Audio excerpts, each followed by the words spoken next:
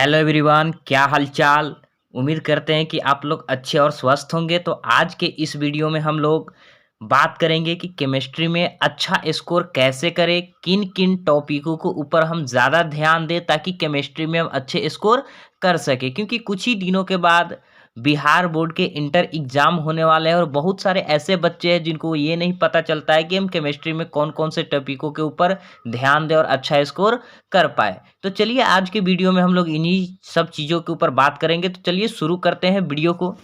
तो सबसे पहले हम लोग जान लेते हैं कि जो केमिस्ट्री है क्लास 12 की, इसमें हम लोगों को 3 गो यूनिट पढ़ना पड़ता है। एक भौतिक रसायन, एक अकार्बनिक रसायन और एक कार्बनिक रसायन। जो भौतिक रसायन होते हैं उसके बोर्ड एग्जाम में 23 मार्क के पूछे जाते हैं, अकार्बनिक से 17 मार्क के पूछे जाते हैं और कार्बनिक रसायन से 30 मार्क के पूछे जाते हैं। तो आइए सबसे पहले हम लोग देखते हैं कि भौतिक रसायन में कौन कौन से चैप्टर को हम लोग को पढ़ना है। तो जो भौतिक रसायन है फिजिकल केमिस्ट्री, इसका जो फर्स्ट चैप्टर है वो है ठोस अवस्था, दूसरा है विलयन, तीसरा है वैद्युत रसायन और चौथा है रासायनिक बल गतिकी और पांचवा है पृष्ठ रसायन। तो भौतिक रसायन में ये 5 गो चैप्टर हम लोगों को पढ़ना है। तो ये पांचों चैप्टरों में किस चैप्टर से कितने टॉपिक के ऊपर ध्यान दे, चलिए उस चीज को देखते हैं। तो सबसे पहले हम लोग देखते हैं ठोस अवस्था, सॉलिड स्टेट में किन किन चैप्टरों के सॉलिड स्टेट जो चैप्टर है इनमें कौन कौन से टॉपिकों के ऊपर हम लोग ध्यान दे ज्यादा। तो पहले तो आप लोग ध्यान में रखेंगे कि क्रिस्टलीय और अक्रिस्टलीय ठोसों में अंतर, यानी क्रिस्टलीय ठोस और अक्रिस्टलीय ठोसों में अंतर क्या होता है, इनके बीच ध्यान में रखना है। उसके बाद एकक कोशिका में एकक कोशिका यूनिट सेल होते हैं, जैसे सरल एकक कोशिका, अंतः केंद्रित एकक कोशिका, फलक केंद्रित एकक कोशिका, अंत्य केंद्रित एकक कोशिका। ये एकक कोशिका ध्यान में रखेंगे और इस एकक कोशिका में कौन से यूनिट सेल में कितने परमाणु होते हैं, इसके पैकिंग इफिशियंसी यानी संकुलन क्षमता कितना होता है और इसमें कितनी रिक्तिका होती है, ये भी आपको ध्यान में रखना है एकक कोशिका में। उसके बाद क्रिस्टल सिस्टम जो होता है, जो 7 क्रिस्टल सिस्टम होता है उसको ध्यान में रखना है। 7 क्रिस्टल सिस्टम से जो 14 प्रकार के ब्रेविस लैटिस प्राप्त किए जाते हैं उनको भी थोड़ा बहुत ध्यान में रखना है आप लोगों को। उसके बाद ठोस में अपूर्णताएं, ठोस में अपूर्णताएं मतलब कि डिफेक्ट इन सॉलिड, यानी कौन कौन से जो है ठोस में डिफेक्ट होते हैं उनको ध्यान में रखना है। ज्यादा करके फ्रैंकेल दोष और सर्टकी दोष को ध्यान में रखना है। तो ये ठोस अवस्था में इन सारी टॉपिकों के ऊपर अगर आपका अच्छी पकड़ है तो इस चैप्टर में आप अच्छा मार्क्स कर सकते हैं। अब आइए अब आगे देखते हैं, अगला वाला चैप्टर विलियन चैप्टर में देखते हैं कि इनमें कौन कौन से टॉपिकों के ऊपर हम अच्छा से ध्यान दें। तो पहला है विलियन की सांद्रता पद, यानी कंसंट्रेशन टर्म ऑफ सॉल्यूशन, इनके ऊपर आपको ध्यान देना है। जैसे कंसंट्रेशन टर्म होता है, जैसे मोललता हो गया, मोलरता हो गया, मोल अंश हो गया, द्रव्यमान प्रतिशत हो गया, आयतन प्रतिशत हो गया। इन सभी पदों को आपको ध्यान में रखना है विलियन चैप्टर में, क्योंकि इनसे आपको क्वेश्चन पूछ लिए जाते हैं, यूनिट भी इनके पूछ लिए जाते हैं। तो इन सारी चीजों को आप ध्यान में रखेंगे इन टॉपिक को। उसके बाद हेनरी नियम याद रखेंगे कि हेनरी नियम क्या होता है। उसके बाद राउल्ट नियम याद रखेंगे, जो राउल्ट का नियम है क्वथनांक उन्नयन के लिए और हिमांक अवनमन के लिए जो राउल्ट का नियम दिया गया है इनको भी आप लोग ध्यान में रखेंगे। उसके बाद और कुछ टॉपिक है, जैसे पराशरणी दाब क्या होता है, विपरीत पराशरण क्या होता है, उसके बाद अर्ध पारगम्य झिल्ली क्या होता है, इसको ध्यान में रखना है। उसके बाद वांट ऑफ गुणक फैक्टर यानी वांट ऑफ फैक्टर क्या होता है, इन सारी टॉपिकों को आपको ध्यान में रखना है। तो विलियन चैप्टर में ये जो टॉपिक है इन टॉपिकों को आपको ध्यान में रखना है। अब अगले चैप्टर में आते हैं वैद्युत रसायन में। तो इसमें आपको सबसे पहले याद रखना है, जैसे इलेक्ट्रिसिटी से जुड़े कुछ टर्म है उसको ध्यान में रखना है। जैसे प्रतिरोध हो गया, चालकता हो गया, विशिष्ट चालकता हो गया, मोलर चालकता हो गया, और इन सभी का यूनिट भी याद रखेंगे, क्योंकि यूनिट इन सारी चीजों का यूनिट भी पूछ लिए जाते हैं, तो यूनिट को भी ध्यान में रखेंगे। अब अगला देखते हैं, अगला है हमारा वैद्युत अपघटनी सेल, इलेक्ट्रोलाइटिक सेल क्या होता है इसको भी ध्यान में रखना है। उसके बाद वैद्युत रासायनिक सेल, वैद्युत रासायनिक सेल इलेक्ट्रोलाइटिक इलेक्ट्रोलाइटिक सेल क्या होता है इसको भी आपको ध्यान में रखना है। अब यहाँ पे आता है जो वैद्युत अपघटनी सेल है, वैद्युत रासायनिक सेल है, इसमें जो आता है कि इसका निरूपण कैसे किया जाता है, इसके रिएक्शन कैसे होते हैं, इन सारी चीज़ों को भी आप लोग को ध्यान में रखना है। उसके बाद साल्ट ब्रिज क्या है, मानक हाइड्रोजन इलेक्ट्रोड क्या है, इसको भी ध्यान में रखना है। उसके बाद नरनष्ट समीकरण, नरनष्ट समीकरण क्या है, किसी भी सेल का नरनष्ट समीकरण से कैसे निकालते हैं वो ध्यान में रखना है। उसके बाद जो वैद्युत अपघटन के जो फैराडे के नियम दिए गए हैं, वो फैराडे के नियम जो दो गो है, प्रथम नियम और द्वितीय नियम, दोनों नियम को ध्यान में रखना है। उसके बाद बैटरी क्या है, जैसे बैटरी में प्राथमिक बैटरी आ गया, द्वितीयक बैटरी आ गया, इसमें एक और आता है जैसे ईंधन सेल आता है, तो जिसमें हाइड्रोजन ऑक्सीजन ईंधन सेल होते हैं, उसको भी ध्यान में रखना है। अब भाई अब अगले चैप्टर के आते हैं। अगला चैप्टर है हमारा रासायनिक बल गतिकी। तो इनमें कौन कौन से चैप्टरों को हम लोग ध्यान में रखेंगे? तो सबसे पहले रासायनिक अभिक्रिया की दर या वेग को याद रखेंगे कि रासायनिक अभिक्रिया की दर या वेग होता क्या है। उसके बाद वेग नियम या वेग समीकरण क्या है। उसके बाद अभिक्रिया की कोटि, अभिक्रिया कोटि में शून्य कोटि अभिक्रिया और प्रथम कोटि अभिक्रिया को याद रखना है, और इसका अर्ध आयु भी आपको ध्यान में रखना है। उसके बाद आगे है संक्रियन ऊर्जा और आर्हेनियस समीकरण क्या है, इन सब चीजों को ध्यान में रखना है। ठीक है, मतलब कि चौथा चैप्टर में आपको इतना टॉपिकों को ध्यान में रखना है। अब आते हैं पांचवें चैप्टर में। पांचवें चैप्टर में सबसे पहले आपको याद रखना है अधिशोषण और अवशोषण क्या है, इन दोनों में अंतर भी देख लीजिएगा। उसके बाद भौतिक अधिशोषण और रासायनिक अधिशोषण क्या है, और ये दोनों में अंतर भी आप लोग देख लीजिएगा। उसके बाद उत्प्रेरण क्या होता है, कैटालाइसिस क्या होता है, उसको ध्यान में रखना है। उसके बाद लायोफिलिक और लायोफोबिक कोलाइड क्या है। उसके बाद अपोहन टिंडल प्रभाव क्या है, इसको ध्यान में रखना है। उसके बाद गोल्ड नंबर क्या होता है, पायस क्या होता है, ये सब आपको ध्यान में रखना। अपोहन हो गया, टिंडल प्रभाव हो गया, इलेक्ट्रोफोरेसिस हो गया, गोल्ड नंबर हो गया, पायस हो गया, इन सभी चीजों को आपको ध्यान रखना है पांचवें चैप्टर में। अब आते हैं अब अगले यूनिट में अकार्बनिक रसायन, जो दूसरा यूनिट है इनऑर्गेनिक केमिस्ट्री। तो इनमें जो हम लोग को चैप्टर पढ़ना है, सबसे पहले तत्वों के निष्कर्षण के सामान्य सिद्धांत तथा प्रक्रम। उसके बाद है पी ब्लॉक, उसके बाद डी तथा एफ ब्लॉक तत्व, उसके बाद है उप सहसंयोजन यौगिक। मतलब कि अकार्बनिक रसायन में हमको 4 चैप्टर पढ़ना है। तो ये चारों चैप्टर में से कौन कौन से टॉपिकों के ऊपर हम ध्यान दें, आइए उस चीज को देखते हैं। तो पहला है तत्वों के निष्कर्षण के सामान्य सिद्धांत तथा प्रक्रम। तो इसमें आपको सबसे पहले इसका कुछ बेसिक चीज है उसको ध्यान में रखना है, जैसे खनिज हो गया, अयस्क हो गया, गैंग हो गया, स्लैग हो गया। इस सबको ये छोटा छोटा टॉपिक है जिसको आप लोग को ध्यान में रखना है, जो 2 नंबर में पूछ लिए जाते हैं ये सारे चीज। उसके बाद अयस्क का सांद्रण आप लोग को ध्यान में रखना है कि अयस्क का सांद्रण कैसे करते। तो ऐसे तो अयस्क का सांद्रण करने के कई एक विधि है, लेकिन सबसे ज्यादा आप लोग को ध्यान में रखना है चुंबकीय पृथक्करण विधि और झांक प्लवन विधि को सबसे ज्यादा ध्यान में आप लोग को रखना है। उसके बाद निस्तापन क्या है और जारण क्या है, ये भी ध्यान में रखना है। उसके बाद कुछ तत्वों का निष्कर्षण, कुछ धातु का निष्कर्षण आप लोग को ध्यान में रखना है, जैसे एल्युमिनियम हो गया, जिंक हो गया, लोहा हो गया, कॉपर हो गया। इन सब का निष्कर्षण आप लोग को ध्यान में रखना है कि इसका निष्कर्षण कैसे किया जाता है। अब आइएगा अब अगले चैप्टर में आते हैं पी ब्लॉक तत्व में। तो पी ब्लॉक तत्व में सबसे पहले जैसे वर्ग 15 के तत्व हो गया, वर्ग 16 के तत्व हो गया, वर्ग 17 के तत्व हो गया और वर्ग 18 के तत्व हो गया। ये 4 ग्रुप हम लोगों को पढ़ना है, 15, 16, 17, 18 जो पी ब्लॉक तत्वों के अंतर्गत आते हैं। यानी इंटर में हम लोगों को ये 4 गो पढ़ना है, 4 गो ग्रुप। तो इसमें होगी आप लोग को ध्यान में रखना है, यहाँ पर जो ये है वर्ग 15, 16, 17, 18, तो सबसे पहले ये इन सभी का सामान्य इलेक्ट्रॉनिक विन्यास कितना होता है वो ध्यान में रखना है आपको। उसके बाद सामान्य इलेक्ट्रॉनिक विन्यास कितना होता है, ये सभी का 15, 16, 17, 18 और पी ब्लॉक के भी कितना जनरल इलेक्ट्रॉनिक विन्यास होता है वो आपको ध्यान में रखना है।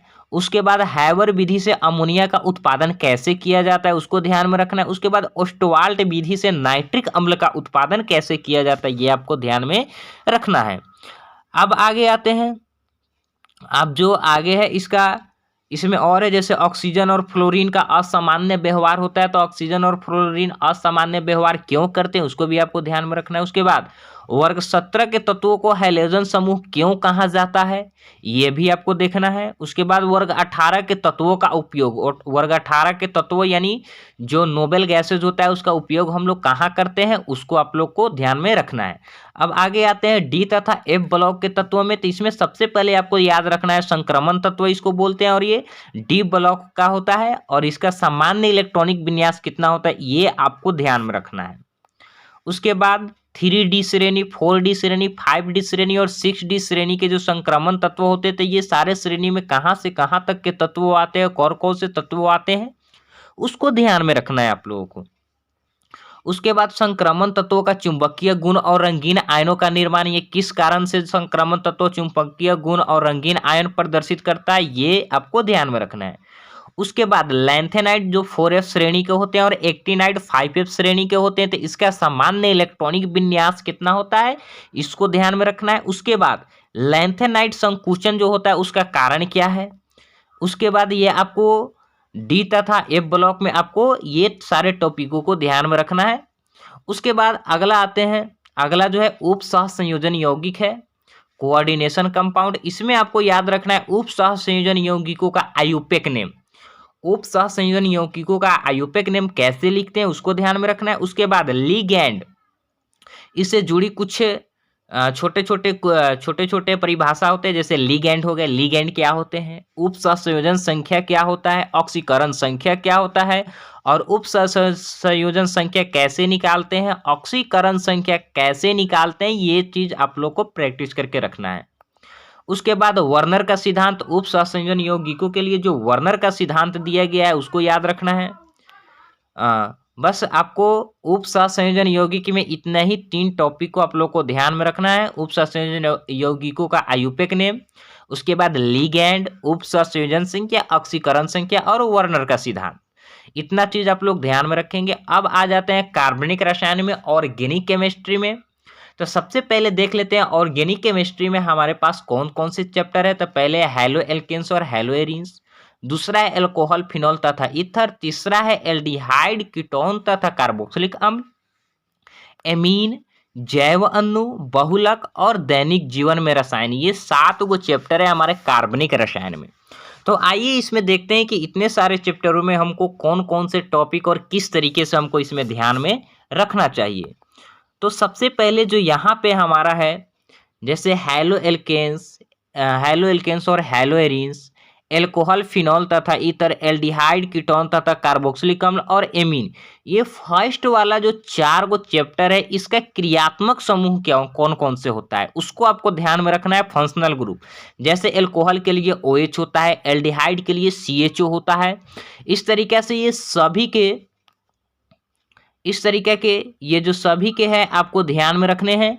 ये फर्स्ट के 4 चैप्टर का क्रियात्मक समूह, फंक्शनल ग्रुप याद रखना है। उसके बाद इसका सामान्य सूत्र, जनरल फॉर्मूला कितना होता है वो ध्यान में रखना है। उसके बाद इसका आयुपेक नेम कैसे लिखा जाता है ये आपको याद रखना है। उसके बाद रासायनिक गुण, ये चारों चैप्टरों का रासायनिक गुण आप थोड़ा बहुत देख लेंगे, सही रहेगा। उसके बाद अभिक्रिया में देख लेते हैं SN1 और SN2 अभिक्रिया को आपको याद रखना है कि SN1 और SN2 अभिक्रिया क्या है, और E1 और E2 अभिक्रिया क्या है, इसका क्रियाविधि कैसे होता है। ये दोनों रिएक्शन आप लोग याद रखेंगे, SN1 SN2 का क्रियाविधि, E1 और E2 अभिक्रिया का क्रियाविधि, ठीक है। उसके बाद जो नेमिंग रिएक्शन होते हैं, जैसे नेमिंग रिएक्शन में जैसे हाफमैन ब्रोमाइड अभिक्रिया, कैनिजारो अभिक्रिया और भी बहुत सारे नेमिंग रिएक्शन होते हैं। तो ये नेमिंग रिएक्शन को आपको याद रखना है। और नेमिंग रिएक्शन या जितने भी सारे रिएक्शन है उसको याद करने का तरीका है कि जितने भी सारे रिएक्शन है सबको एक जगह एक कॉपी में एकत्रित कर लीजिए, लिख लीजिए और उसको एक दूसरे से देख करके उसको बार बार प्रैक्टिस कीजिए और एक दूसरे से कंपेयर कीजिए कि इस अभिक्रिया में क्या है और इससे अगले जो अभिक्रिया उसमें क्या है, जिससे आपको पता चलेगा कि कौन चीज से अभिक्रिया कराने के बाद प्रोडक्ट में हमको क्या मिल रहा है। तो नेमिंग रिएक्शन को एक जगह लिख करके और एक दूसरे से कंपेयर करके याद करेंगे तो आपको जल्दी याद हो जाएगा, और याद करने के बाद उसको देखने के बाद बार बार उस चीज को प्रैक्टिस कीजिए तो आपको रिएक्शन याद रहेंगे। तो ये 4 चैप्टर के लिए आप इतना ध्यान में रखेंगे, ये काफी है, इसमें आप अच्छे मार्क्स कर सकते हैं। अब आते हैं अगले चैप्टर में। अगले चैप्टर जो है हमारा है 5वां है, वो जैव अणु है, बायोमोलिक्यूल्स। तो ये जो है हम तो कहेंगे कि इसमें जितने भी सारे टॉपिक है, छोटे छोटे टॉपिक है, उन सारे टॉपिक को आप ध्यान में रखेंगे। फिर भी हम आपको इसमें जो मेन टॉपिक है हम बता देते हैं। जैसे कार्बोहाइड्रेट है, कार्बोहाइड्रेट क्या होता है, इसके वर्गीकरण को ध्यान में रखना है। ग्लूकोज, फ्रक्टोज की संरचना जो है उसको याद रखना है कि ग्लूकोज और फ्रक्टोज का संरचना कैसे होता है। उसके बाद एमिनो अम्ल में जैसे आवश्यक एमिनो अम्ल कौन है और अनावश्यक एमिनो अम्ल कै गो होते हैं।